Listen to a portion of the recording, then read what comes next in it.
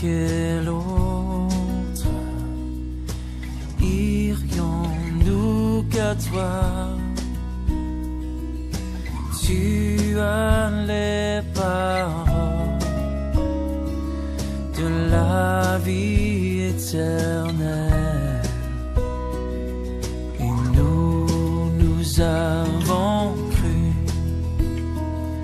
et nous avons connu. Bonsoir, chers amis internautes. Alors, je suis très heureuse de vous retrouver encore en cette journée. J'espère que vous vous portez bien, que vos familles également se portent bien. Et en tout cas, je vous souhaite par avance un agréable week-end. Et aussi, vraiment que Dieu soit au contrôle de tout ce que vous allez entreprendre encore ce week-end. Voilà. Alors, aujourd'hui, une question assez sensible et pleine d'émotions. Parce que également, beaucoup se posent des questions en ce moment. Il y a beaucoup de nos frères et sœurs qui sont éprouvés, qui perdent des êtres vraiment qui étaient proches d'eux, des êtres très chers. Et ils se posent la question comment s'y prendre, qu'est-ce qu'il faut dire, qu'est-ce qu'il ne faut pas faire. Alors, je vais tout simplement lire la question. Alors, quelle attitude à avoir quand on va rendre visite à ceux qui sont éprouvés?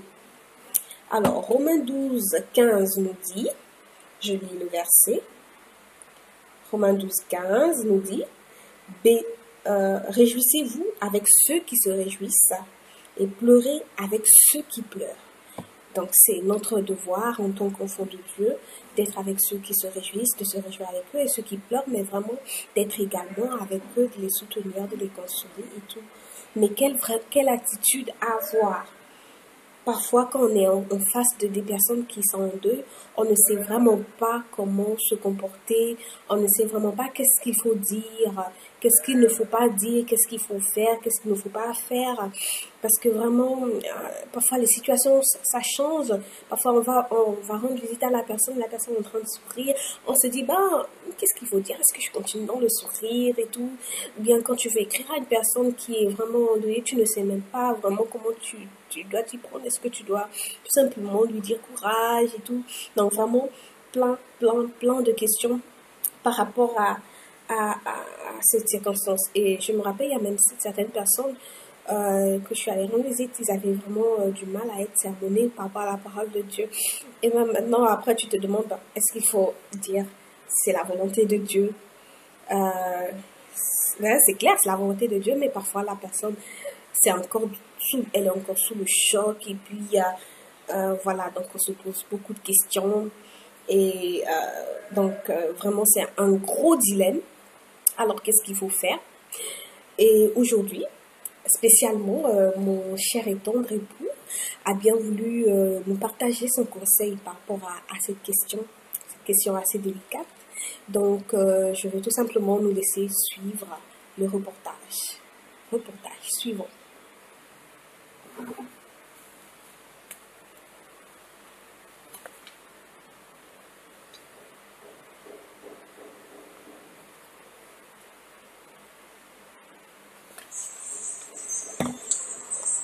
Quelle attitude avoir quand on va en visite à ceux qui sont éprouvés? Question très importante, très intéressante, on va dire.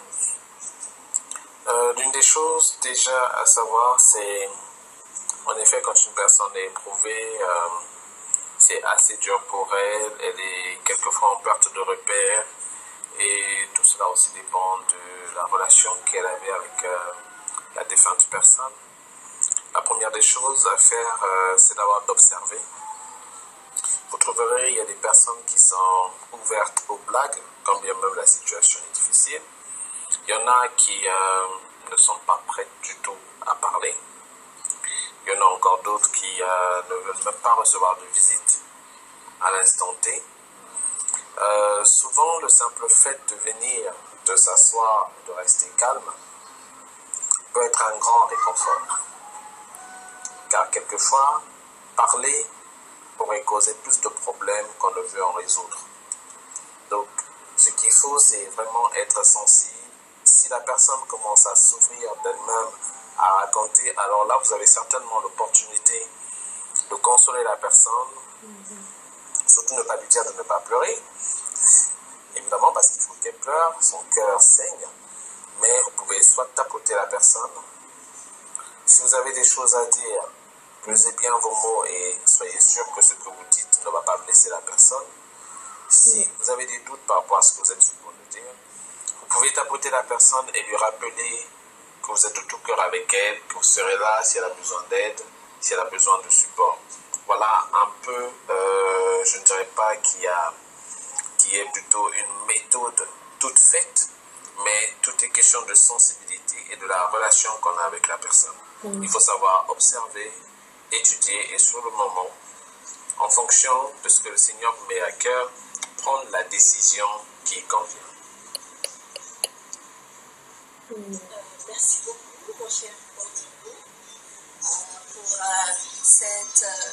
ce conseil vraiment que nous allons prendre avec beaucoup d'attention.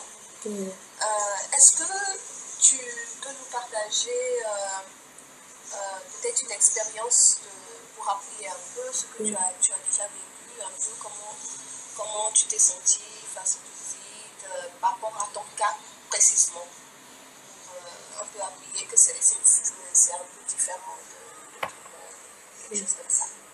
Voilà. Bon, si je peux revenir sur... je vais parler du décès de mon père il y a déjà plus de 13 ans. C'est une période dans laquelle je n'avais pas vraiment envie de recevoir des visites, pour être honnête. Mais il fallait le faire parce qu'il fallait évidemment être bienséant face à des personnes qui viennent nous soutenir. Dans mon cas, c'était plutôt assez différent parce que quand il fallait verser des larmes, je préférais plutôt être seul que de le faire devant des gens. Donc quand je recevais des personnes qui venaient pour nous consoler et autres et tout, c'était pas pour qu'elles viennent me rappeler ce qui s'était passé. Je savais que c'est arrivé.